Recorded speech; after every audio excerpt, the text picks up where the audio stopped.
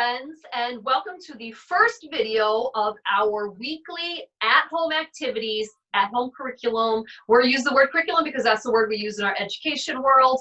Really, it's about bringing activities for your children into the home with a theme and a little more structure. So I'll just give you a little bit of overview of what we're trying to do here. Again, it's really just to give you activities to do at home. It's not meant to stress you out. It's not meant to, you have to do this on this day and this on that day. You need to go by this, you need to go by that. No, it's really more of just a framework for you. So if you see a theme and you just want to touch on that theme all week in your own way, that's great. If you see a book that you never thought of and you read the book, fantastic. It's just there as a guide for you. Of course, if you want to follow it to the T, great.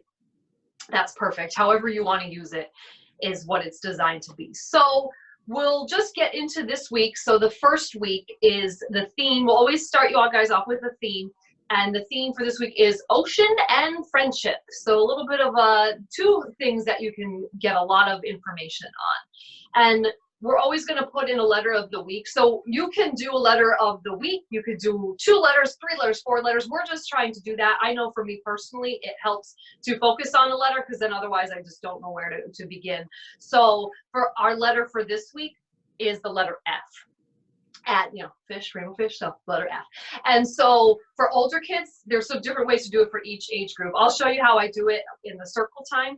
And then for younger kids, there's a couple of different ways. You can, you know, simply exposure is good. So you can take a piece of paper, cut it up, write the letter big on here, and tape it around your house at eye level. And so as you're passing by it, it's just going, oh, look, it's the letter F. And remember with letter recognition, it's not just about the way the letter looks, but how it sounds. So F, fish. And so sometimes that exposure can be, you know, just all kids need at a young age. Also, in addition to that, Meg, I just wanted to add that you could take the letter F and you can post it on things that start with the letter F around your home, especially things that are familiar to your children, to help get them familiar that, you know, this is the letter that it begins with, you know, especially even if the letter that we choose for the curriculum is the one that's, you know, begins their name, you know. Yep. Yeah, that's a great idea too. And, you know, classrooms will do that a lot of the times of labeling things. And so those letters are on their items in their classrooms. So great idea. So circle time. We have circle time on here. Again, that's something we do at playgroup. It's something classrooms do. So that's going to look different in your home. So sometimes it's even hard for us just to get our kids to sit down and listen to us. They'll listen to teachers or Cinnamon and Megan, but maybe not to their own parents. But however you want to do it, if they will sit there, you can do it structured. And so the circle time includes what I do is a calendar. And so let me say first that I use a wipe-off board is what I have. But if you have a piece of paper, if you have a Magna Doodle, you know, crayons, anything like that works.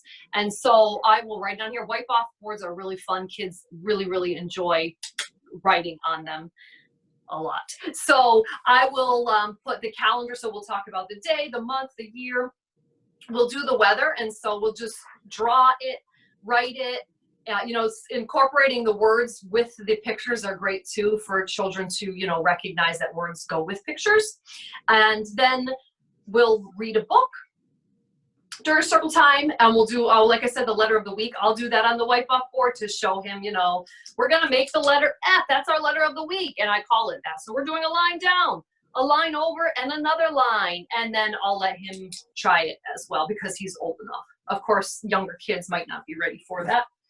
And so then you'll read a story, and then you'll have a discussion and a craft based on that. So again, this is like, you know, in the perfect world that you have the time to sit there and do that. Otherwise, you can just incorporate it in throughout your day. Maybe you can, you know, talk about the theme when you're driving or talk about those things when you're out for a walk. But we'll give you some more details right now. We'll go into a little bit more detail. So each week, the curriculum is going to be broken down by day. So it is, you know, more specific to each day. And it's going to be discussion book and the creative art. And so discussion is really important because it gives you this time to sit with your child and have a conversation, and it gets their critical thinking skills working. So you'll see on Monday, it's discuss friendship. So it's just asking them, what is friendship? Who is one of your friends? Another thing is charting. We put that on here a lot. They'll do that a lot of times in the classrooms, but chart things that live in the ocean. And so that's actually taking it, writing it down as they say. So what lives in the ocean? And then if they need help, remember the book we just read? Let's turn to this page. What was that? And writing it down. You can let them draw the pictures too. Remember to make it fun. Keep it fun, I should say. Also, back in line with circle time, also just making that a part of your structured day, if you so choose to do that aspect of it, is also really helping children understand what it's like to sit in a circle or be a part of a group of children. Because when they start school, they will have that as a part of their routine. So it will help with their routine and help them get used to that sort of thing. So. Yeah, great point. And it can help you too as the parent to, like, you know, set that intention aside and say, okay, 9 o'clock, we're going to go do this. And it helps with that, especially during these times. So then the book, so again, freedom with the book. So I just picked out some books that I have. I happen to have a big rainbow fish book, which is really fun. Kids love these big books. And then, but any other books that you have. So I have Pout Pout Fish. Pout Pout Fish is great because a lot of the books are, you know, obviously ocean animals and friendship as well. And then I have a book on ocean. So anything that you have works. And you'll see that we put in here three different days of the week we're reading the same story, and that's really about repetition. So the more that you repeat things, and the more kids will retain them. And don't worry about having the books at home. Always check the internet, YouTube. There's a lot of read alouds. And so you can find books that will match the theme there as well. Yep, great point. Kids love that. And something else, you know, you're mentioning YouTube. I've been doing a lot with my son is showing him. So if we're talking about ocean animals, then I'll say, hey, let me show you an octopus. So I'm pulling it up on my phone so he can see videos of it. I'm showing him, you know, oh, let's go look at a whale and turtles and things like that. So it's, you know, using the technology to your advantage as well. So that's about the book. And then, the creative art portion of it. And so again, do with what you've got. If you've got crayons, paper, scissors, glue, that's what you use. I'll show you what we did, what we created. This really was just a matter of having paper and watercolor paints. And, well, we did have glitter glue, but that's, you know, a bonus. So what we started with, you'll see the days are broken down, but the first day we made the rainbow fish and did the watercolors, made the pretty scales. Then the next day we did this. So on the third day, we added to it. So I drew and cut out the animals, and then Oliver got to color them in. And then we added the glitter back to the scales on here. We did seaweed, we made the backdrop. So even just doing something like this, you might actually be like, oh, I do have all of that. I can do that at home. Another activity on here was make a necklace. So either a cereal or a pasta necklace. I know we've done that at Playgroup before, and give it to somebody. So teaching them, reinforcing that friendship theme. So you're going to make this and you're going to give it to your friend, or you're going to give it to daddy or grandma or whoever you can see at these times. So whether it could be a sibling.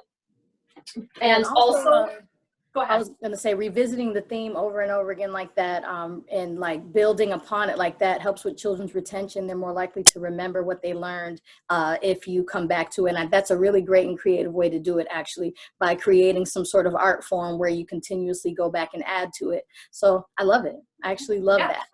Yes, thank you. Yeah, so you could just continue to build on it. And another activity we have on here is make a card and mail it to a friend. Might be perfect for these times. So mailing it to grandma, mailing it to, if you have one of the Playgroup friends addresses, you know, mailing it to somebody really can help them learn about friendship and doing good things for their friends. So I think that's really the more detailed section of it, where it's broken down by day. So again, however it works for you. And Cinnamon's she's gonna talk a little bit about more reinforcing the theme with different activities.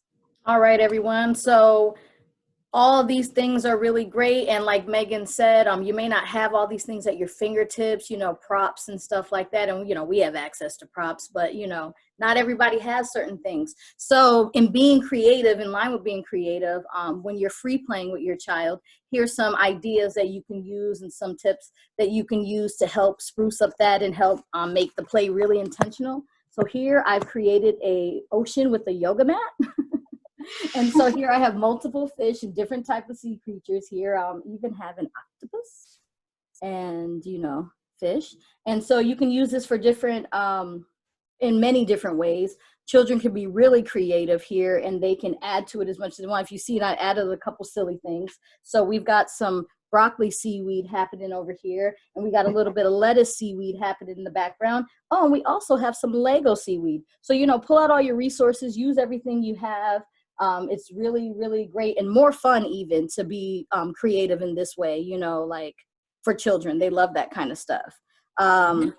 Also, Megan, you have some ocean toys for the tub, correct? Yes, I do. And so this is good. So a lot of times our older kids will sit and play with activities like that, you know, with more intention.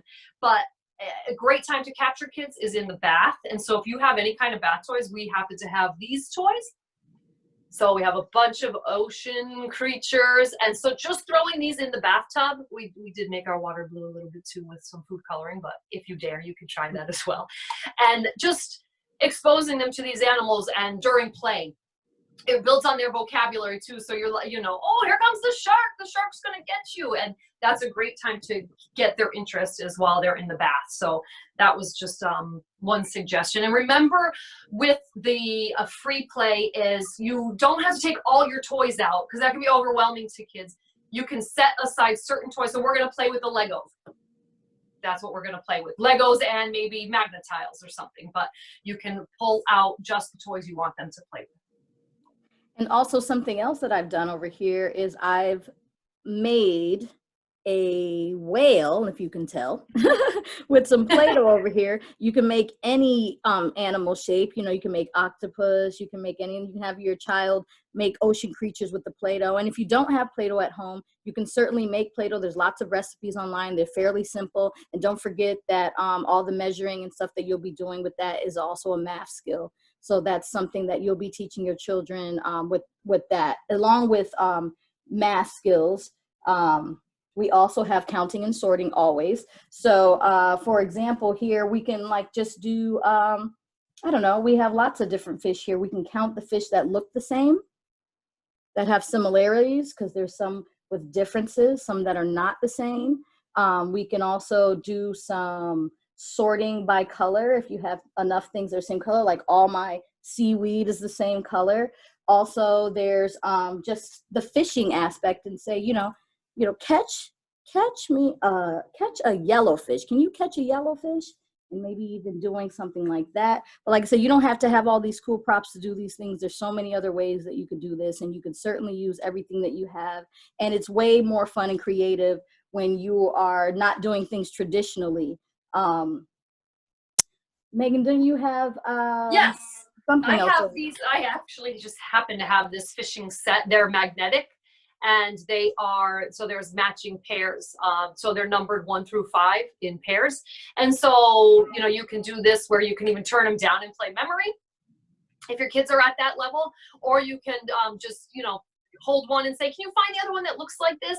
You can have them, so mine come with magnetic fishing poles, so you can have them catch me the number 3, and they can catch number 3, 1 through 5. Now 5, count backwards, things like that. But just if you don't have these materials, you can simply cut out a fish out of paper, color it, and play the same game. Also, along with bath time fun, there's the science aspect where you can talk about what sinks and what swims. So you can put objects in the tub that will float, that you know will float, and objects that you know will sink, and then, you know, ask your child about them, or even ask them beforehand, which one do you think will float? Which one do you think will swim? You know, so that's adding an aspect of science to that. And then we can go ahead. Do you have anything else to add about math or science, Meg? No, I think you touched upon it all. All right, so we're going to head on to outdoor time. Well, outdoor time, all of these things can go outdoors if you're okay with that. And so you could certainly do things like scavenger hunts with your ocean animals. You could take these things and hide them around the yard and see what they can go find. You can have them find them by color, or you can have them find them and count them, or whatever the case may be. Also, you can do things with sidewalk chalk. If you have the space to do with sidewalk chalk, you can draw your own ocean habitat on the ground and have them add tons of wonderful things to it. You can add creatures that you don't even have at home because you have the opportunity to draw them. And, you know, what better place to play with water than outside? So you could certainly bring out containers, fill them with water, and actually have an ocean habitat outside where they can actually really get into the water and enjoy themselves with that, because that really brings something extra to it as well.